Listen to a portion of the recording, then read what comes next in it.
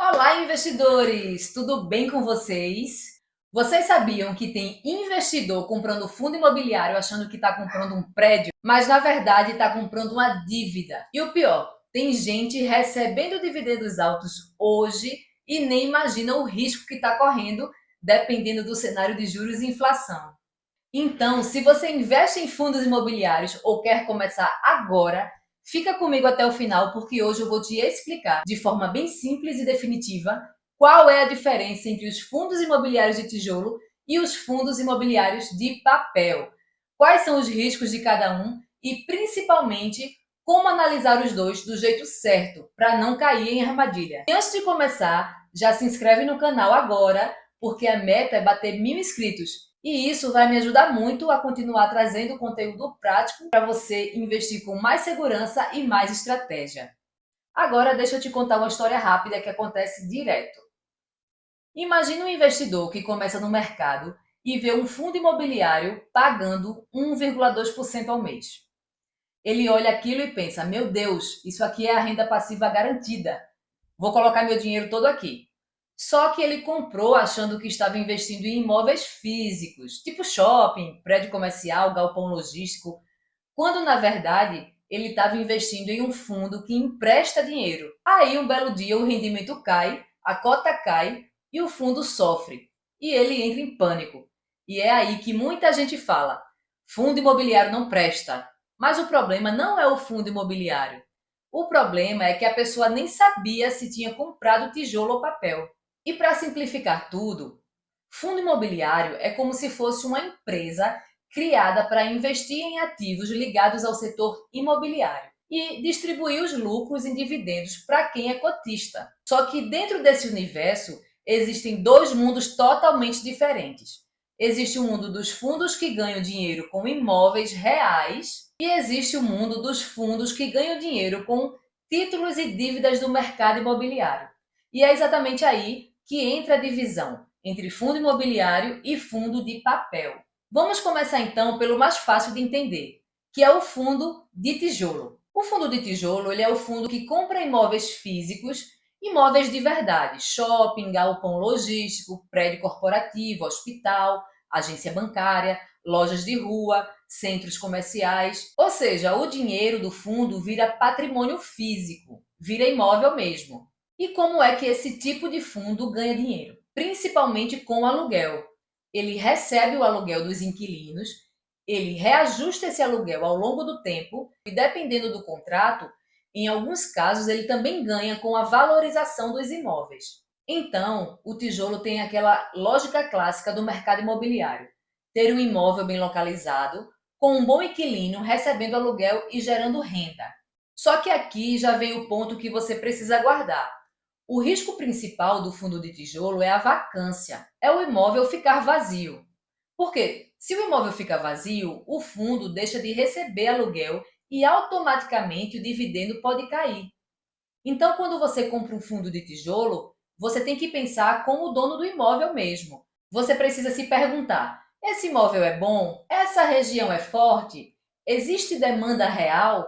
Como eu já tinha falado anteriormente, a vacância física é a área vazia. Já a vacância financeira é o impacto disso no dinheiro. Às vezes, o fundo tem uma vacância pequena, mas aquela parte vazia representa a área mais cara do portfólio e aí derruba o resultado. Se o inquilino sair, será que entra outro fácil ou vai ficar vazio por muito tempo? E aí entra a parte mais importante: como analisar um fundo de tijolo do jeito certo. Primeiro, você precisa olhar a qualidade e a localização dos imóveis, porque imóvel ruim pode passar anos parado. Segundo, você tem que olhar a vacância física e a vacância financeira. Outra coisa que você tem que olhar é quem são os inquilinos e se existe concentração. Porque tem fundo que depende de um único inquilino para quase toda a receita. Se aquele inquilino sair, acabou o caixa. Por isso, fundos mais saudáveis são aqueles que têm vários imóveis e vários locatários bem distribuídos. Também é essencial olhar o prazo médio dos contratos, que é o famoso WALT. Quanto maior o WALT, mais previsibilidade você tem de receita. Além disso, você precisa entender o tipo de reajuste dos contratos. Tem contrato reajustado por IPCA, tem por IPGM, tem por negociações e revisões. Isso faz muita diferença porque define se o fundo vai conseguir repor a inflação ou não. E claro, tem um indicador que muita gente olha errado, que é o PVP, o preço sobre valor patrimonial. Se o fundo está abaixo do valor patrimonial, pode ser oportunidade sim, mas também pode ser problema. Pode ser imóvel ruim, pode ter vacância alta, pode ser dificuldade de gestão. Então, não dá para comprar só porque parece barato. E por último, a gestão. Gestão boa faz muita diferença em um fundo de tijolo, porque ela negocia contratos, ela reduz a vacância, melhora o portfólio e aumenta o potencial de valorização do fundo ao longo do tempo. Agora vamos para o tipo que confunde a maioria das pessoas, que é o fundo de papel. E aqui já começa o choque. Fundo de papel não compra imóvel, ele compra dívida. Ele compra recebíveis do mercado imobiliário, principalmente CRIs, que são os certificados de recebíveis imobiliários. Então, na prática, ele está emprestando dinheiro para empresas do setor imobiliário, para incorporadoras, loteadoras ou projetos, e ele recebe juros em troca. É como se fosse um fundo que atua como um credor do mercado imobiliário. E aí muita gente pergunta: por que o fundo de papel paga dividendos tão altos? Justamente porque ele recebe juros e, dependendo do cenário econômico, principalmente a inflação e juros, esses rendimentos podem ficar bem elevados. E aqui entra uma frase que você tem que guardar, porque ela define tudo. O fundo de tijolo depende do aluguel. O fundo de papel depende de juros e inflação. Então, ele é mais sensível ao cenário macroeconômico. Se você tem um fundo de papel muito exposto ao IPCA, por exemplo, ele tende a render mais quando a inflação está alta. Se você tem um fundo exposto ao CDI, ele tende a render mais quando a Selic está alta. E se o cenário muda, o fundo pode mudar completamente de comportamento.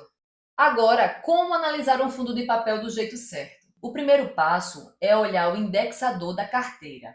Você precisa saber se ele é mais IPCA, mais CDI ou se tem alguma exposição ao IGPM. Isso muda totalmente a logística do rendimento. Depois disso, vem a parte mais importante de todas, que é o risco de crédito. Porque aqui não tem inquilino, aqui tem devedor. Então, quando você precisa avaliar quem está devendo aquele dinheiro e se aquela operação tem garantias boas. Mas o que seriam garantias boas? Seriam alienação fiduciária, imóveis como garantia, estruturas mais seguras, níveis de proteção dentro do CRI e principalmente o LTV, que é o Loan to Value. O LTV, ele é basicamente quanto foi emprestado em relação ao valor do imóvel dado como garantia. Quanto maior o LTV, maior o risco, porque se emprestou demais e der problema, pode faltar garantia para cobrir o prejuízo. Você também precisa olhar diversificação. Se um fundo tem poucos CRIs, qualquer problema vira um rombo. Agora, se ele tem dezenas de operações bem distribuídas, o risco tende a ser mais diluído.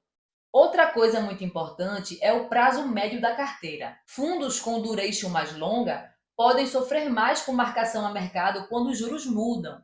E esse é um ponto que derruba muita gente, porque acontece o seguinte: quando os juros sobem, o valor desses papéis podem cair no mercado, e isso pode fazer a cota cair também.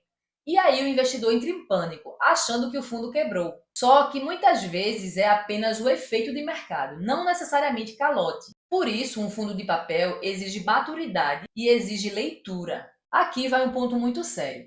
Não adianta você olhar só o dividend yield do mês.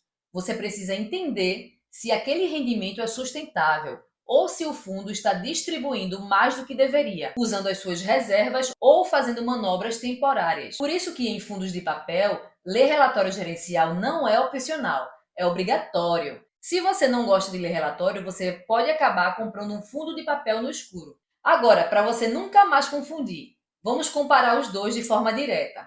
Fundo de tijolo é renda de aluguel. O risco principal é a vacância e a inadimplência, e ele tende a ter mais potencial de valorização patrimonial no longo prazo, principalmente se os imóveis forem bons e bem localizados.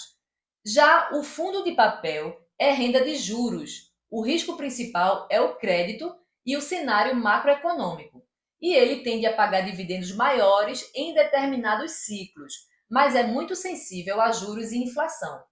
E agora vem o grande erro que muita gente comete. Tem investidor comprando fundo de papel achando que está comprando aluguel de imóvel. E tem investidor comprando fundo de tijolo esperando um rendimento de fundo de papel. E isso faz a pessoa montar uma carteira completamente desalinhada com o próprio objetivo. A verdade é que os dois podem fazer sentido dentro da carteira. O segredo é entender o papel de cada um. Tijolo é mais ligado à economia real e ao mercado de locação. Papel é mais ligado ao ciclo de juros e inflação. Um complementa o outro. E quem entende isso monta uma carteira muito mais inteligente. Então, se esse vídeo clareou sua mente, já deixa o like, se inscreve no canal para a gente bater a meta de 1000 inscritos e comenta aqui embaixo. Você prefere FIIs de tijolo ou FIIs de papel? E se você quiser, no próximo vídeo eu posso montar uma carteira exemplo, bem prática, mostrando como equilibrar o tijolo e o papel para gerar renda com mais estabilidade e menos susto no caminho.